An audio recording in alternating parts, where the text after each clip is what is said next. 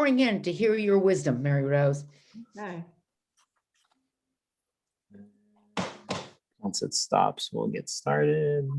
Looks like it's stopping. I'm sure people will keep coming in, but let's get started. So welcome everyone. Thank you for logging on and attending this evening's program. My name is Matt Schumann. I am on the programming team here at Cary Library. Before we begin, just a few things to note. Please let me know if there are any technical issues. You can send those to me in the chat. Please also be patient with tonight's video. When we play videos over Zoom, there can occasionally be like a blip or a bit of choppiness, but ultimately we tested it and it should be fine. If you have any questions for Mary Rose or Ashley, please send them via the Q&A button and we will address them at the end. This program is made possible by the generous donors to the Cary Library Foundation. I'd like to now introduce Ashley Rooney. Ashley is a prolific author and the past president of the Lexington Field and Garden Club. For the past year, she has brought us numerous gardening experts from around the region. And Ashley will be back on Tuesday, May 11th at 7 p.m. with a garden nursery tour. You can sign up on carylibrary.org. So now please welcome Ashley. Thank you, Matt. And I'm so excited about tonight because every May, the Lexington Field and Garden Club used to share space with the Lexington Community Farm at our plant sales. Unfortunately, due to COVID, we're not having that great big plant sale at DPW anymore. We are having smaller ones that'll be done through the Garden Club, but we can all learn how to grow our own vegetables tonight with Mary Rose Scozzafava. We will learn how to plant our own vegetables. And I noticed I've been asking, a lot of people have been asking me questions, and she's much better at it than I am. And so I'm happy to introduce her, and we will save the questions until the end. So just keep writing them down in the Q&A and we'll take care of them there. The video is about 30 minutes long. It was the last video we did. It was last August. It was really hot, as I remember. We were out there trying to learn how to plant seedlings. So take it away, Mary Rose. Good morning. My name is Mary Rose Scozzafava. I'm a board member at Lexington Community Farm. And we are filming today from the hoop house of Lexington Community Farm.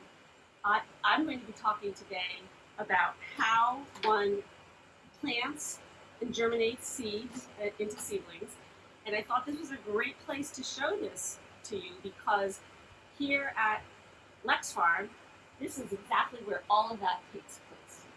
So before we talk about how you can grow and start seeds and grow seedlings at home, let's take a tour of the hoop house at Lex Farm to see how it all happens.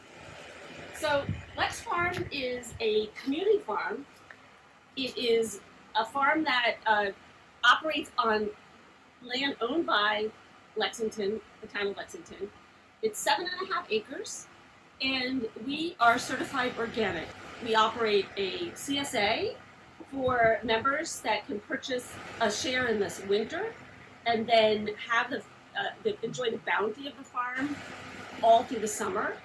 We also have a farm stand where folks can just stop by and pick up what they need for the day, for the week. And it includes a lot of local produce, not just what we grow, but meats and dairy from local farmers. Everything that we sell has been raised, grown, and prepared in Massachusetts. And then the third prong of what we do is food access. So we are committed to a 10% of what we grow here is going to go to support families who have issues with food stability. So come here and I'll show you a little bit about what's growing at Lex Farm. Seedlings start here before they're ready to go out into the fields. In the full farm production, we're now broadcasting from midsummer, so the hoop house is a little emptier than it might be early spring, but this is really what will be happening all throughout the season as we roll out and plant. They start with germinating trays that are this is a 128, so it's 8 by 12, I guess. I don't know exactly how many, but many seedlings can be grown in these at a time. And they are continuing to grow in these trays until they reach a point such as down here. Now I think these are probably lettuce of some sort. These are kale. And as you can see by this point, we have maybe 2 or 3 sets of true leaves. As these are going to be able to go directly from these trays out into the fields. I guess that these will need to stay in for a week or so more before they're ready to go out. But this is the process of growth at Lex Farm. In the winter, I mentioned that we start this seeding when it's 20 degrees outside.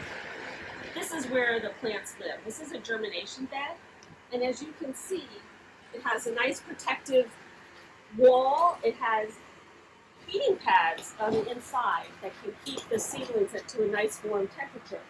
And we even give them a nice blanket in the winter to keep them nice and warm so that they can actually start growing well before the ground outside has even started to thaw out. So that's how Lexington at Lex Farm grows its seedlings. And now I'd like to come back to the seeding table and show you how you can do this at home. Okay, so the first thing you need to do is gather your equipment and make sure that you have everything available. And what I have here is a tray for growing the seedlings in, the soil that we're going to use to fill those trays, and the seeds that we're going to plant. Today we're going to plant lettuce, kale, and shallots. Now, when you're thinking about growing seedlings, there's 5 things that will make them happy. So it's nutrients. They'll need nutrients. They'll need light, sunlight. They'll need water. Those are the 3 most important components. But they also need the right growing temperature, so that the temperature is important. And air circulation is also important. So those are the 5 sorts of factors that you can be thinking about in terms of like what is going to help your seedlings grow up healthy and happy. Now, I hope you can hear me. I'm just going to mention this point because we do have some of the air circulation systems running here. These are the fans. This house can get really hot in the summer, and we really rely on those fans to keep the air moving in here, to keep the temperature in. I've chosen to use this sort of a tray. I like it because you can plant a lot of seeds all at one time. I do that because your germination may not be 100%, and so having a setup like this where you can, with a little bit of soil, plant a lot of seeds is helpful, so that if you don't have 100% germination rate, you'll still have enough seedlings to eventually put in the garden. You don't have to necessarily use something like this.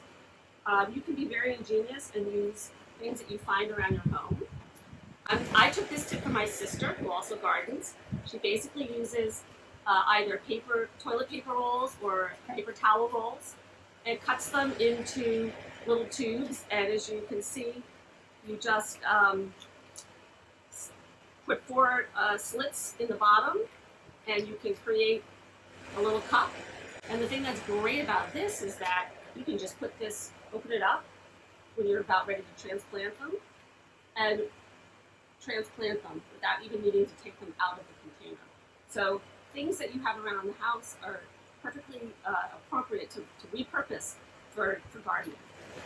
Okay, so now we get to the actual seeding. Now I'm only going to seed one of these 2. As you can see, I have them divided. And just for today, I'm going to just seed one of these. The first thing to think about is the choice of soil. What are you going to use to grow your seedlings in? This is a commercial potting seedling mixture that I use. It is not soil. It's actually a mixture of peat moss and perlites that are light it helps for good drainage, and it also allows the seeds to push through the soil without a lot of resistance. So you don't want to use a regular potting soil or soil from your garden. It's just going to be too heavy, and the seeds are going to have a really hard start if in that sort of an environment. Now, this, if you buy something commercial such as this potted seeding starter soil here, it will also have some fertilizer in it. It will have the nutrients that your seedlings need for pretty much the entire life that they're going to have in the trays. So what I've done is taken a batch of the soil.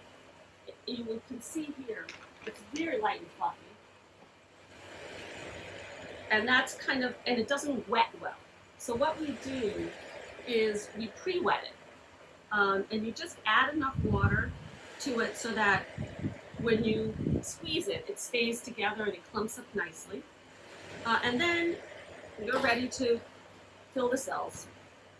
And you want to have them reasonably well compacted and filled, but not totally crushed down. So this is kind of how you do it. It's messy. You know, you're gonna, at home, you're probably gonna want to have some, do it outside or put some protective newspaper or something down, because it is a messy process. And then if you do have something like this, you can just use that to press down just to make sure that you've nicely filled all of the cells.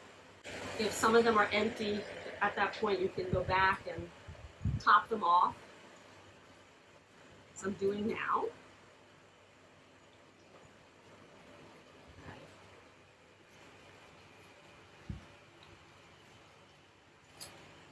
Okay, so that looks good. I also like to make sure when I do this that I've gotten all of the dirt away from the separating edges of the cells. And that's because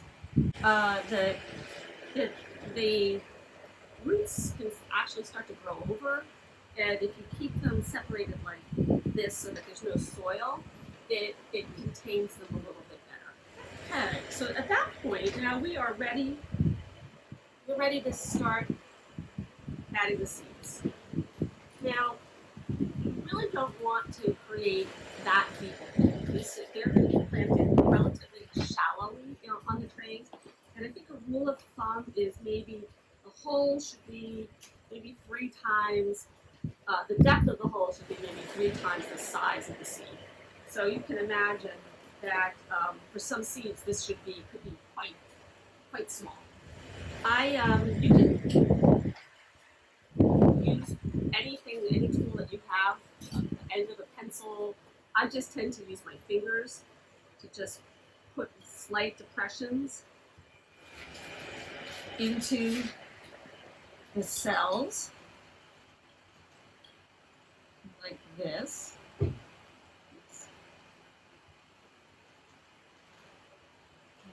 Okay. There you go.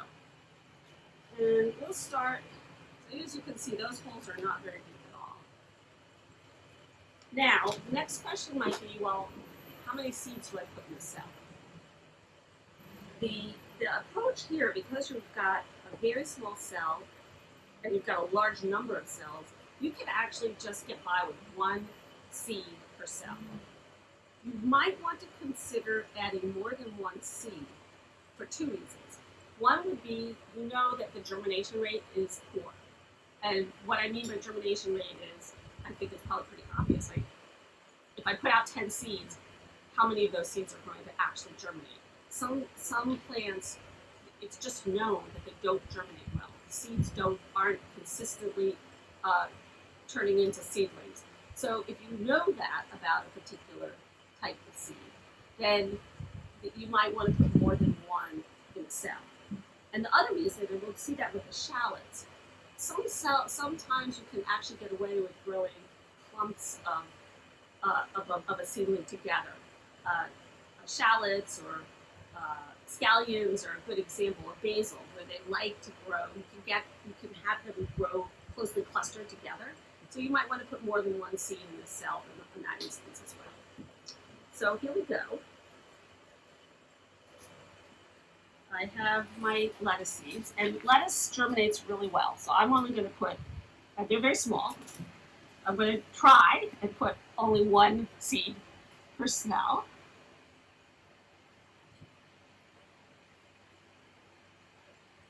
Oops, there were two went in there, but I'm just going to let that go.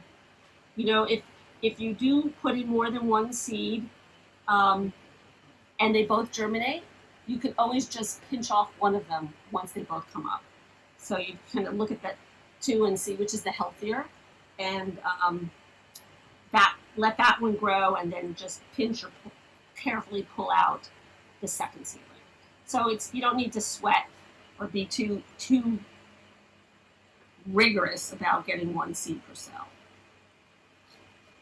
Okay, there we go. So that was the lettuce. Now,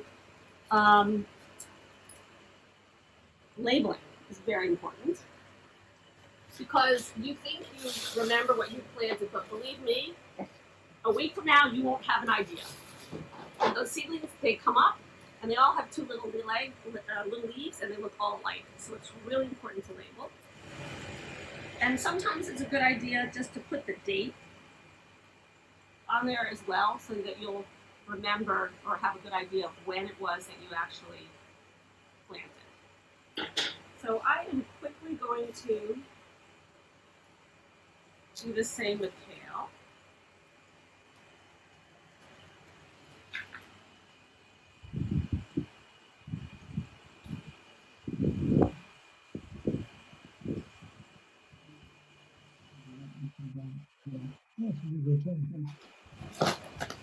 As you can see here, I'm also not too particular about getting just one per cell, but I know I can pinch them off, as I said before, if they both come up. Kale are pretty good also about germinating, so I wouldn't put in more than one. And then I'll do shallots. Now, okay, so shallots, you know, you can put a bunch of them together, so I'm going to just do like 3 or 4 seeds per tray. There you go. While we're doing this, we can talk about light. So if you're doing this, chances are you're thinking it's the middle of the winter, it's still cold out, and you're thinking about starting a garden. You don't have the 15 to 16 hours of sunlight that we have in high summer. And you're going to need to supply additional light for your seedlings to help them grow. Seedlings like between 12 and 16 hours of light a day. And in the winter, typically we do that by putting them underneath a grow light. There are lots of commercially available fluorescent lights or LED lights that are tailored to for seedling growth, but probably any source of light will be sufficient, and is certainly better than nothing. So if you have some like shop lamps, or even just a desk lamp that you can have and situate over the seedlings, that will make them happy. The light should always be about 2 or 3 inches above the tips of the plant. So as they grow, you need to raise the light so that you don't burn. Okay, so I have now, let's label this one.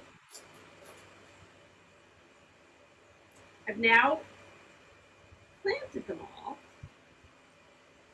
What I'm going to do is lightly cover them with just a thin dusting of soil. You don't want to make it too heavy. You just want to cover them. And I might just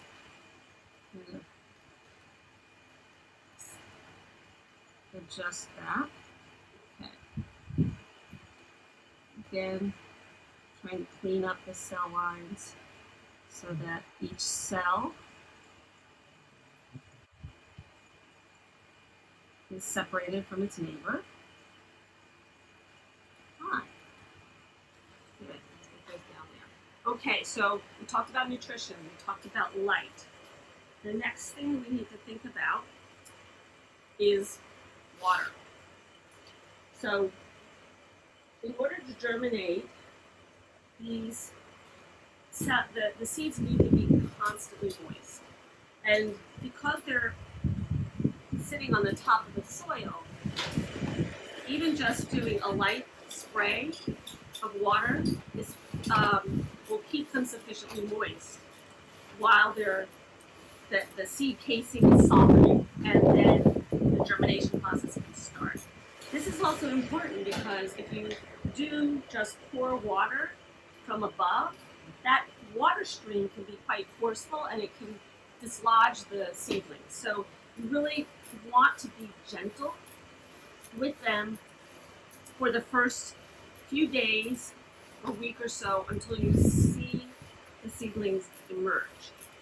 And one way that you can help keep a constant moist environment, is to use a cover, which I have here. It's just a clear, transparent plastic cover that sits snugly over the seeds. And what that will do is it will keep the moisture in and make sure that the surface of the seedlings is always constantly wet.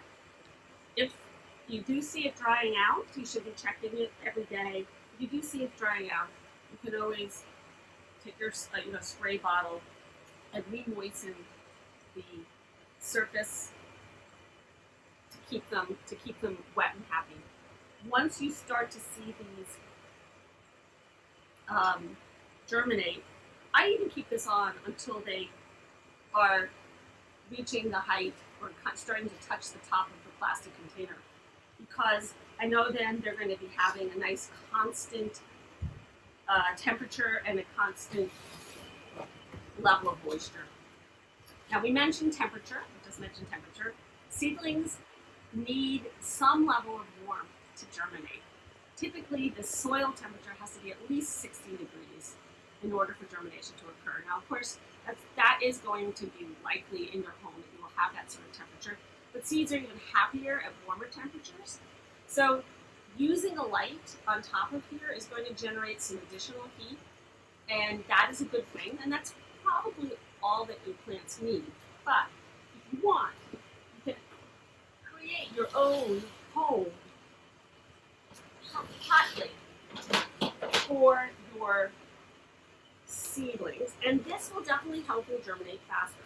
This is one that I've made, a kind of a do-it-yourself heater with outdoor lighting that I have run kind of in a serpentine pattern on a block of wood and just put slats of wood in between to separate them. This gets plugged in, and it just generates a low level of heat, and you can nicely fit the seedlings on top of it. And they're very happy this way. So let's see, what else do we need to think about? I guess the only thing we talked about temperature is air. Obviously, plants need CO2 from air to grow. There's plenty of that, so there's really no control over that on our part. But they also like air circulation. If it's stagnant around them, there's local regions of high humidity that can result in some plant diseases. Damping off is one notable one. It's a soil mold that kind of starts to attack the base of the plant, and the plant will look happy one day and you'll come in the next morning and it'll be lying down on its side. But if you have air circulation, then that will try and keep the local humidity lower.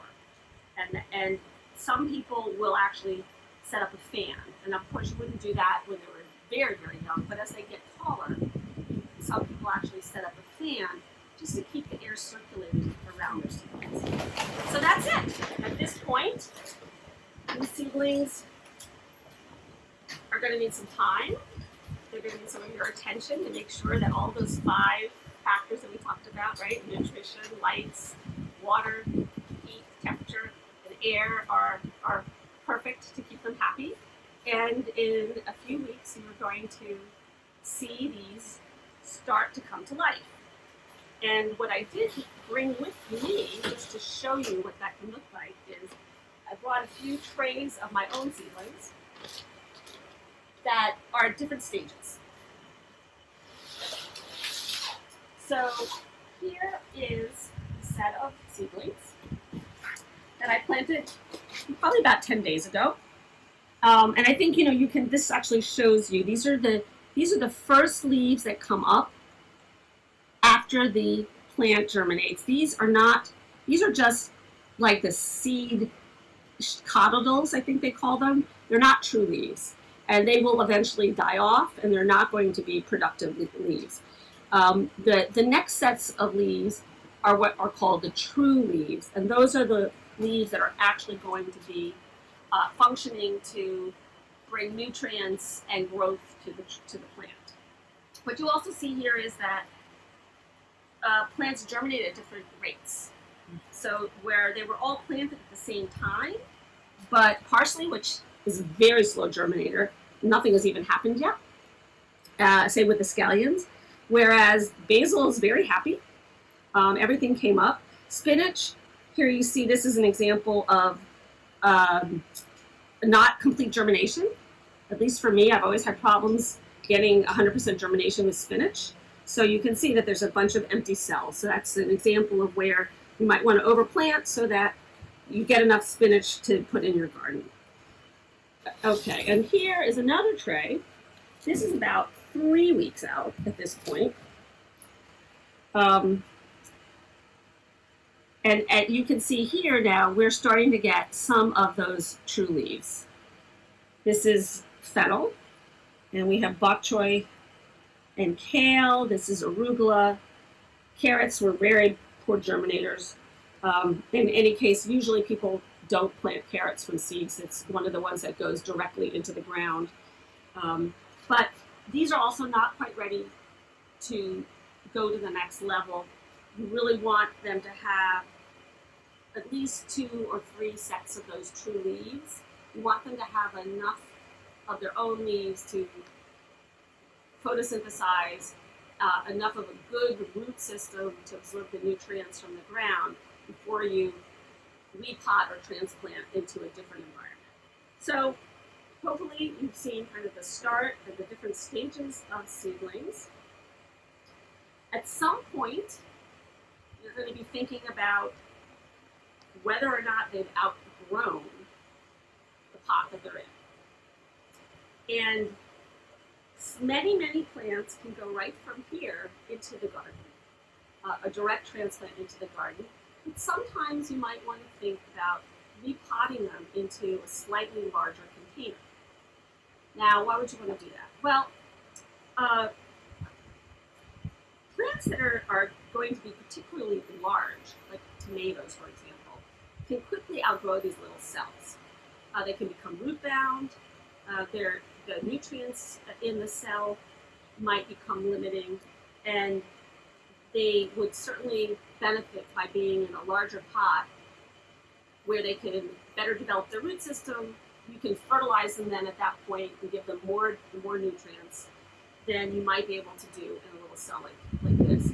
In addition, we talked about air circulation and this issue about humidity control. Once these plants start getting large, there's going to be a lot of crowding in these trays, and by repotting them into larger cells, you'll be able to give them better access to light. There'll be less competition for the light, and you'll be able to give them more air flow, so you'll be able to keep that humidity down to an acceptable level. So I just really want to talk briefly about the idea of repotting. Here we have kale and lettuce.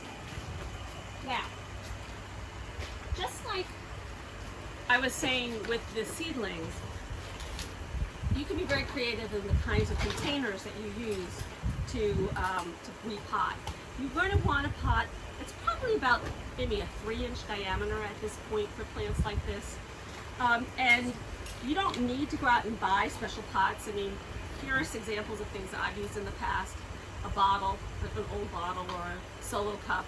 And the only thing that's important is if you do use containers such as this, you need to drill holes in the base just to make sure that the water can drain.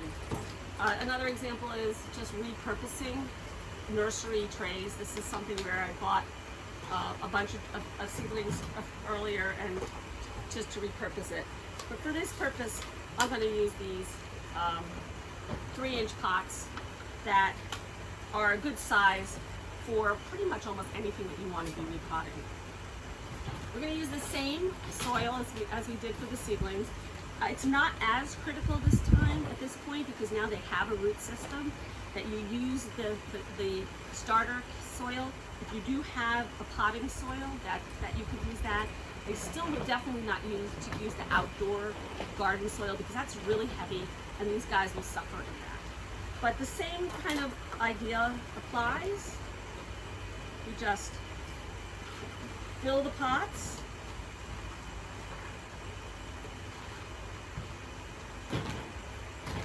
Maybe not all the way to the top because you know that you're gonna need to fill them. Okay, and then you want to be careful here. This is the trick here is to make sure that you don't damage the seedling while you remove it. Now these are all, as you can see, the soil is moist. These were watered this morning. It's always a good idea to try and do this transplanting after you've watered them, let them sit for a while. It'll make it easier to remove from the cell, and also the plant will be happier. It's not going to go under such shock if you do the transplanting there. And in these cells, which is nice, is you can pinch the bottom to loosen the cell from the plant from the cell, and then carefully pull. This one comes out nicely. If they don't come out nicely, you can always use a butter knife or something to help encourage it to leave. And here you can see it starts to look a little root bound. You know, you might want to just loosen that up a bit to help give those roots a little space. And then you just pop it in. The soil should come up to the neck of the plant, just exactly the way it was in the cell. And we're going to do the same for the kale. Again, just pinch it a little bit, loosen it up very carefully, take it out, check those roots. Are they a little bit tight? Do we want to think about loosening that ball up a bit for them? And then pop it in. These are going to want to be watered. Over here, I have a little water, so I can just give them a little water to start their new life in a pot. And all of the things we talked about, nutrition, light, heat, air, and water, applies for these guys too. Pay attention to them every day, make sure they're happy, and they will be ready for transplanting, which will be a new start, a new journey for them, but probably the topic of a different video. Thank you for your time. I really enjoyed sharing this with you and sharing a little bit of Lexington Community Farm with you. I failed to mention Lex Farm is located adjacent the Arlington Reservoir at 52 Lowell Street, and it's open to the public, and we definitely do hope that you find some time to stop by and visit. Thank you, Mary Rose. Now you can see why I really wanted her on, because I've had all these planting questions about vegetables. But if you give up and decide not to be like Mary Rose and grow your own, you can go to Lex Farm and buy the seedlings. But Mary Rose, I got a bunch of questions here, but let's start with some easy ones. Do I need a grow light? Can I use my sunny windowsill? Oh, can she? Oh, wait a minute. There I am. That was me. Can everyone? Oh, okay. Sorry. Okay. So should you use a grow light? So I think the answer is yes. If you really want to have healthy plants, you should use a grow light. A windowsill just isn't, especially starting as you typically do in March and April. There's just not enough sunlight and the sun isn't strong enough. So a grow light is really important to make sure that the plants will kind of grow strong. Otherwise, they'll be spindly and they'll be reaching towards the sun outside instead of growing strong and upright. So yes, please do invest in some sort of grow light if you want to grow indoors.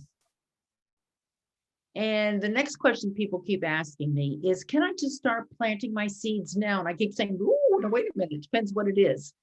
Do you want to explain that a little bit? I'm not so sure I know what you mean by now. Like, mean now, like May? People want to plant their tomatoes now, and I'm saying, no, no, no. You can plant your lettuce now. Do you want to quickly?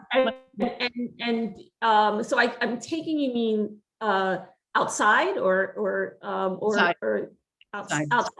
Yeah, I mean, definitely timing is everything when it comes to your seedlings.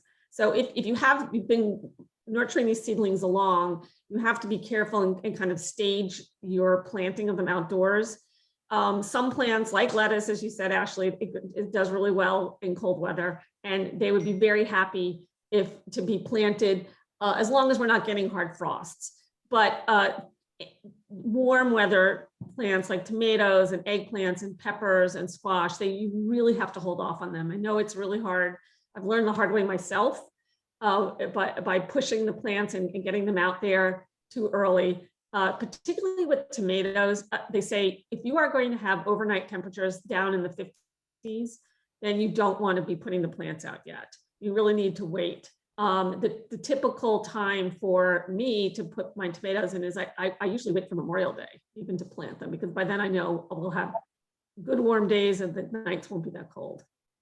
Oh, that's funny you said that. I keep pushing my husband. Look, it's getting warmer these days. We have global warming. Let's put it out before Memorial Day. With global warming, you can push it up a week, but yeah, don't push it too far.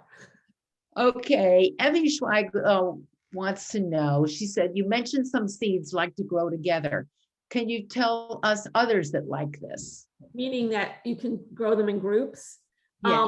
I think I did mention basil, and any of the onions seem to do well that way, where you can, the scallions or regular onions, that I've grown them together in groups. And I've also tried cilantro. Cilantro seems to be happy when you have a bunch of them growing together at the same time. Really? Okay. What type of soil do I use in a new 6 by 10 foot raised garden? Do I need peat moss or manure? Is there a certain ratio? Oh, lucky you for starting a new flower bed. That's really exciting. So when I also built some raised beds in my yard, and my children were kind enough to offer to help me put them together, because it's a lot of work. It's a lot of lugging soil around, but the soil that you put into a raised bed should have three things. You will need dirt, right? You can buy regular dirt. That's the mineral part of soil. And then you'll need some sort of a carbon source or nutrient, and that's your compost. So it could be manure like this, like the questioner asked. It can be, that would be great, because that's a really good nitrogen-rich, organic filler. But it could even just be regular compost, like a plant-based compost is also great. And then you need something that's going to make the soil light, like a perlite or a peat moss would be great. So those three things, the mineral soil, the organic component, which could be manure or compost, and then peat moss or a perlite that lightens it. And I would say a rough mixture would be a third, a third, a third, a third. And as a mixture of those three components. When you say manure, do you mean raw manure, like straight out of my chicken coop, or Oh, good question. Yeah, no. If you're planning to plant into it right away, you don't want to use raw manure. You really do have to age it, and which means just letting it sit for undisturbed for a few months before you use it. So if you're lucky enough to have a backyard chickens that are, or friends with horses that can give you the manure, that's great, but you should definitely wait and let it age, either before you put this together, or once you've put the raised bed together, let it sit for a while and age before you actually plant into it. Good, good. Will you be planting seeds directly into the soil of your raised bed versus carrying them inside and transplanting seedlings? Well, I talked a little bit about, that decision about when and how you want to transplant into the raised beds. I think that's probably a different topic, because you could imagine that every plant is going to have slightly different, rules about what you plant, what you're going to want to water and fertilize and prep the beds before you transplant. So I think that's probably the topic of a different seminar, maybe. Ashley, this is an idea for another one in the series. What vegetables would you recommend for a new gardener? I would say tomatoes and lettuce. Yeah, I think maybe the ones you love, first of all, right? When you think about what it is that you want to eat, because if you're growing something that you really want to eat, you're gonna pay more attention and take more care of it. So yeah, lettuce, tomatoes are great. Basil, I mean, I love basil, and lettuce, tomatoes, and basils go all great together, right? That's a great combo. In terms of things that I think that are easy to grow, I think kale is easy to grow. Leafy greens of any sort are easy to grow. So, lettuce, kale, arugula, they all grow pretty well in our cooler weather, and also are a little bit more tolerant, I think, if you don't have full, strong sun. They do much better in that weather. Yeah, I would say one thing, but not going crazy, because the people who plant 3 zucchini plants, then suddenly going, I have these baseball zucchini, and they're madly trying to get rid of them. Be really, think about what the plant can do. Yeah, that's a really good point. And also, and I'm totally guilty of this. You think when you plant this little itty bitty plant in the garden that, you've got space for dozens and dozens of plants, and then they grow and they get big. So your zucchini example just is a great example, right? They're going to go all over the garden, and, you need to kind of keep in mind and space properly when you're actually putting them into the garden, because if not, they're going to just grow on top of each other and choke each other out.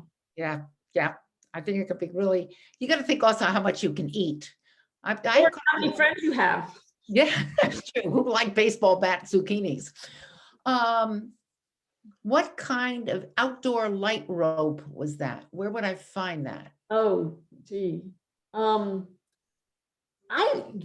was so long ago, I don't remember. I think I bought it online. Okay. I probably got it on Amazon online, and I just looked for outdoor lighting. And you really want outdoor lighting, and that rope was where the lights were totally enclosed in a plastic sheet. Yeah. Because obviously, if you have exposed light bulbs with all the water, they're going to short. Yeah. Does the seedling tray need to have drainage holes? How do we tell if the soil is too moist? Yes, we need to have drainage holes. Yeah, definitely you need drainage holes, because if you don't, the water can sit in the soil and it just can start to rot. And I think that,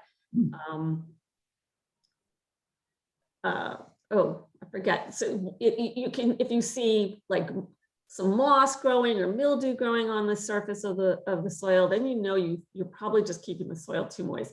It's a good idea. I mean, it all depends on how much time you have to kind of watch the seedlings as they're growing, but it's not a bad idea to let the soil almost just totally dry out before you add, and I don't mean like really dry, but just that the surface is starting to not look saturated before you add more water, because you don't want to have a situation where it's so wet that mold and mildew start growing. As a matter of fact, there's a question that was taken out of here, but I saw earlier that somebody was growing moss and she thought it got too wet. And I'm thinking, yep, that's what you're talking probably true. about. I don't love them, but not too much love. Yeah. This lady says she has a 4-foot plant table that has 2 48-inch grow lights that finally gave out. I am unable to find those long grow light fluorescent tubes locally. Do you know where I can get them? I'm trying LED grow lights, but the long fluorescent tubes gave great light. Yeah. What I just read, and I was talking to Mary Rose earlier, Margaret, who's a big gardener and in New York Times, said she uses the LEDs because they get more competitive price to get them hotter. That she likes those. Now, you may know more about the long lights than I do. Well, yeah, I mean, online, Amazon, unfortunately, like or go talk a while back. Yeah, I would just go to Ace Hardware, to any hardware store, because they don't actually have them. They can probably order them for you. Yeah. I did set up a grow light with those 4-inch with the 4-inch tubes probably about 3 or 4 years ago, and I had no problem finding them at that time. So I think you want the T8s if possible, the better type of fluorescent for plants. Yeah. I think 2.5s are the common ones that you would use in a workshop, but T8s are those that would are more powerful and have a better light spectrum for plant growing. Yes, that's what she I don't have much familiar with LEDs at all. I mean, I'm just kind of curious, Ashley, have you? I've never used LED lighting in my plant growing.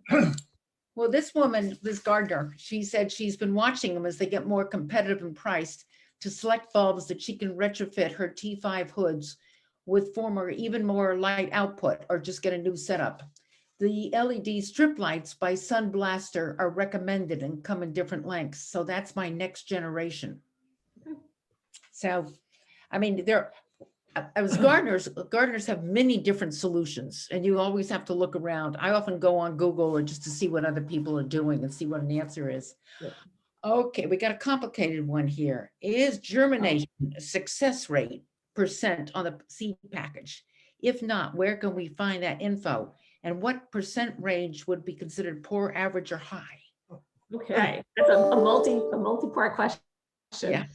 So when you, very often, if you're going online and they will say, or if you're looking at a catalog, sometimes they will give you a germination rate in the catalogs, and it's usually very high, like 99% germination.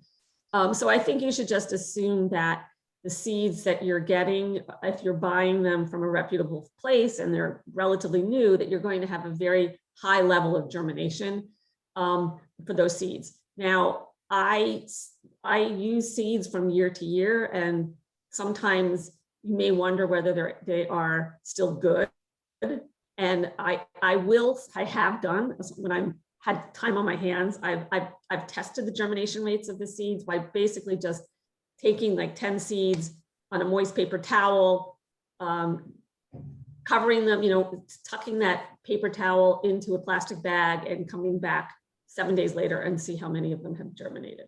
Ooh, that answered T.W. Dunn's question very tough too. Yeah, so basically, it's simple math. That 110 out of 10 have germinated, it's 100%, 9, it's 90, it's really easy math.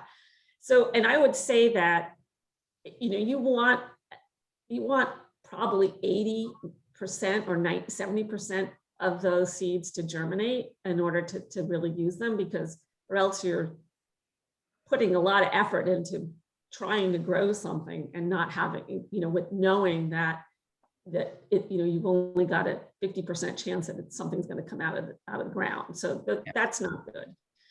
I really shoot for 80% if I'm using older seeds for germinating purposes. Good. Are the commercial compressed peat pods okay to use? Oh, well, I think so. I haven't ever used them, but peat moss is great, right? It's low, it's nice, it's moist, it doesn't have a lot of compaction or pressure, so I think they would be fine. Those are the ones you just kind of put in the pot, right, and water them, and they pop up, and you have the growing medium. Yeah, I think they would work just fine. What did you say over there? I said the peat pods fall apart. My husband said they fall apart. I never use them, so thank you for that real on the ground piece of advice. Peat pod In users. principle, they sound like they should work just fine. They sound like they should. Maybe they were old. Can we place our seedlings in a cold frame outside? Yes, but you need to be careful.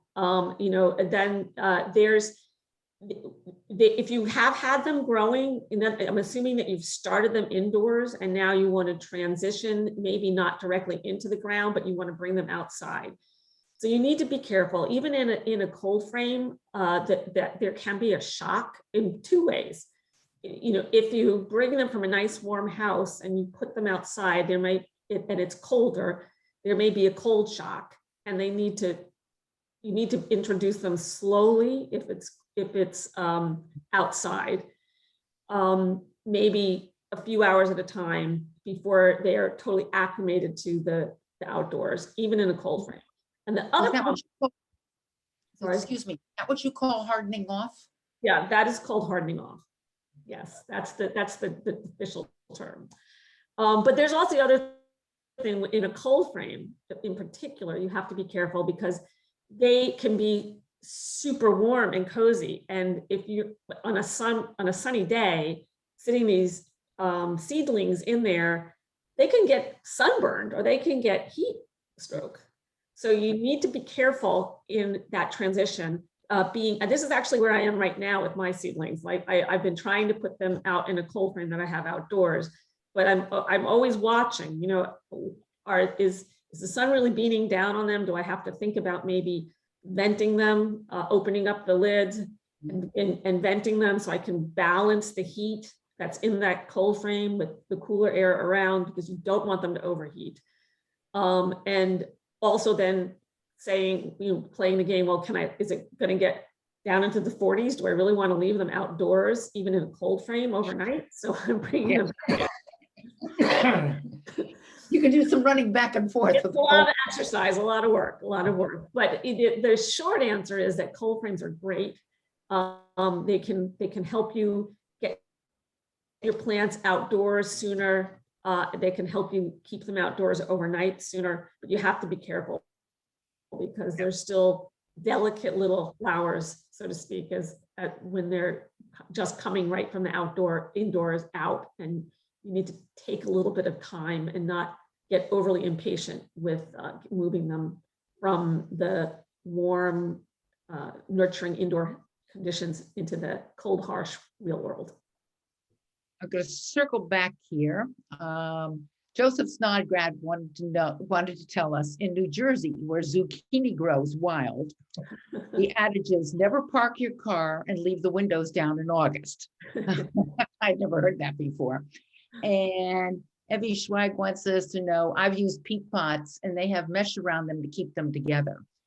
So we must have beaten up on our peat pots. And Evie also wants to know, what do you do to prepare your beds at the beginning of the season? Oh, and by beds, I guess we mean our outdoor beds then, right? Yeah.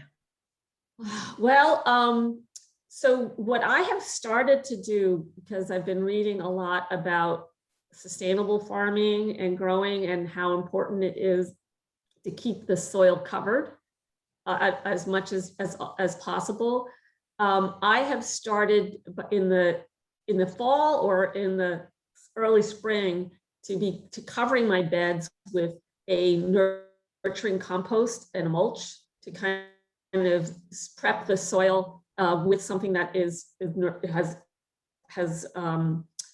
nourishing, but also protective of the soil. And I guess if you can get this in, it's great to test your soil at least occasionally, so you know whether what nutrients the soil is lacking, nitrogen, potassium, phosphorus, and even some of the micronutrients. And then typically, if you do a soil test, they will also tell you how much fertilizers you should add to the soil to bring it up into the optimal range. So I guess one way to prep a bed is to keep it covered and protected until you're ready to use it. Know your soil, do a soil test, try and prepare the beds to bring them up to optimal fertilization before you're ready to plant. Let me emphasize that soil test one more time. You can send it out to University of Massachusetts in Amherst. We did ours recently and found we were over fertilized. So I really recommend that you do it. And we're not supposed to do anything. We are almost at closure here. Catherine Riley wanted you to know, Mary Rose, you look great, fabulous scenery. And that was with you in the shorts in the back. Talking about this scenery. Yeah.